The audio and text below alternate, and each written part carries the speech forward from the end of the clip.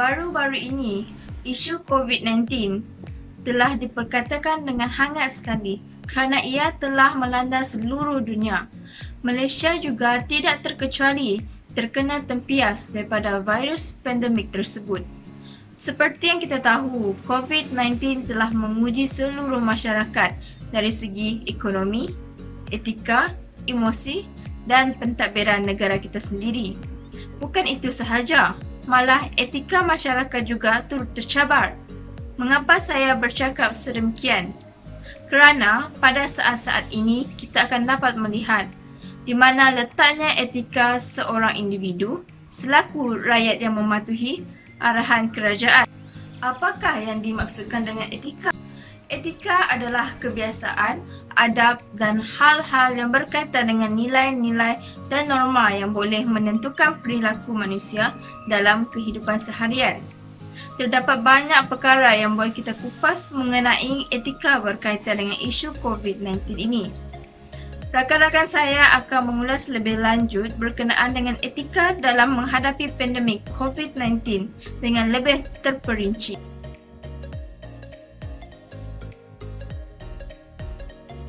Etika masyarakat dalam menghadapi pandemik COVID-19. Isi pertama adalah kenaikan harga pelitup muka, iaitu ketidakjujuran peniaga.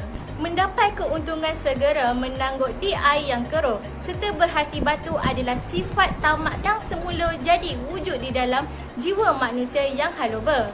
COVID-19 dikesan di China awal bulan November 2009 di Wuhan dan kes pertama di Malaysia pula pada 23 hari bulan 1 2020.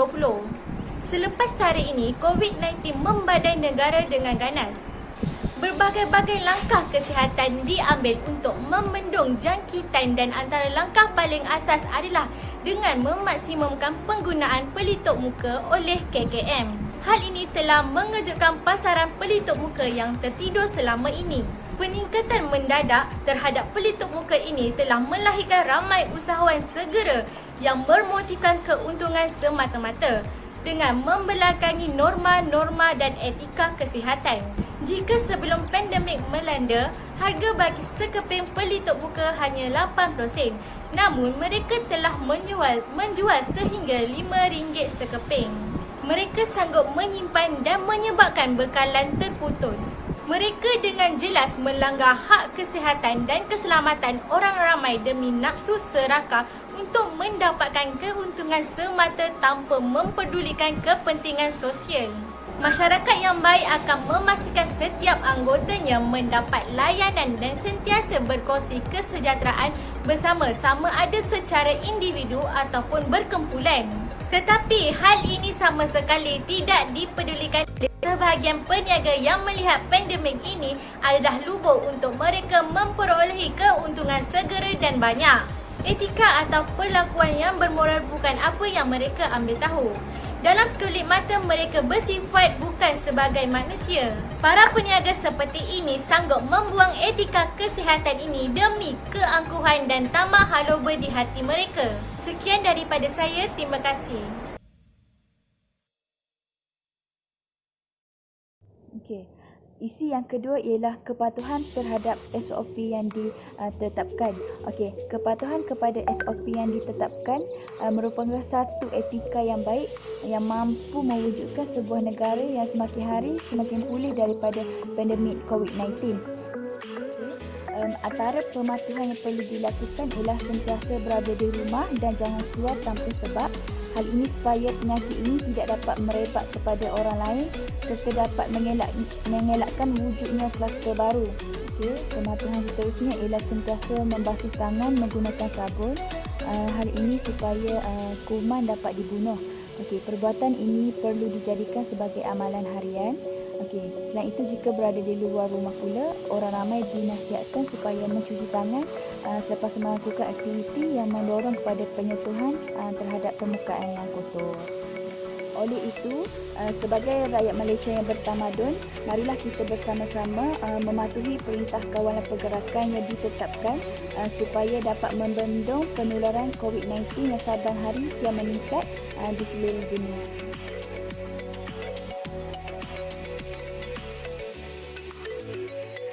Assalamualaikum dan salam sejahtera. Korang apa khabar?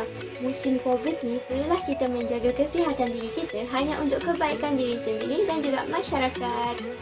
Tentu korang tak lupakan dengan jasa frontliner yang sanggup korbankan nyawa, masa dan tenaga mereka hanya untuk satu perkara, iaitu menjaga kesihatan masyarakat. Hari ni saya nak cerita sikit tentang kelakuan masyarakat kita dalam membantu frontliner sewaktu mencegah COVID-19 ini. Ada yang baik, ada yang buruk. Sikap yang baik perlulah kita bagi pujian kan? Dalam musim pandemik COVID ni memang tidak dapat dinafikan bahawa memang ramai antara masyarakat kita yang berhati mulia. Mereka sanggup membantu frontliner dan masyarakat lain yang susah tanpa mengira harta, penat lelah maupun susah. Contohnya, ada antara masyarakat yang mendermakan makanan kepada frontliner, bantuan peralatan perubatan, bantuan ubat-ubatan dan banyak lagi. Malah, apa yang lebih menarik lagi, masyarakat di negara kita iaitu Malaysia telah memberikan kerjasama yang baik dalam mematuhi SOP yang telah ditetapkan oleh kerajaan. Hal ini telah memudahkan kerja pihak frontliner dalam mengatasi COVID-19 ini. Namun, ada juga di antara masyarakat yang mengambil kesempatan dalam kesempitan. Contohnya seperti kes yang kita dengar baru-baru ini, iaitu seorang frontliner dari syarikat tertentu telah dijadikan sebagai kedai dadah, di mana runner tersebut telah diminta untuk menghantar barang yang tidak diketahui isinya kepada orang lain. Sehinggalah runner itu ditahan oleh pihak berkuasa dalam sekatan jalan raya. Ini telah menyusahkan pihak frontliner kerana terpaksa terlibat dengan polis. Jadi kesimpulannya, kita perlulah mengambil pengajaran daripada sikap yang buruk ini kerana kita tidak boleh berbuat jahat kepada orang yang telah berbudi kepada kita, khususnya frontliner dalam mencegah pandemik COVID-19 ini. Itu sahaja ulasan daripada saya pada hari ini. Sekian, terima kasih. Assalamualaikum.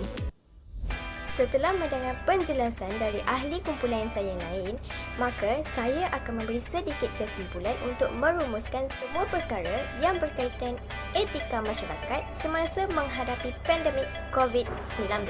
Kesimpulannya, seperti yang sudah diketahui, etika yang ditanam dalam diri masyarakat mampu mendatangkan impak positif sekaligus mampu melahirkan masyarakat yang mempunyai kemurnian diri. Walau apa sahaja keadaan yang dialami oleh negara atau keadaan sekeliling, para masyarakat haruslah menumpukan sepenuh perhatian dan penumpuan terhadap penggunaan etika di dalam diri. Sebagai contoh, seperti topik yang dibincangkan ini berkenaan pandemik COVID-19 yang telah melanda dunia, semestinya penggunaan etika itu perlu di dalam diri masyarakat bagi mengurangkan risiko jangkitan virus tersebut. Sudah terang lagi bersulur, sememangnya seseorang itu perlu menerapkan penggunaan etika di dalam diri untuk menjamin kesejahteraan diri, masyarakat dan juga negara. Sekian, terima kasih.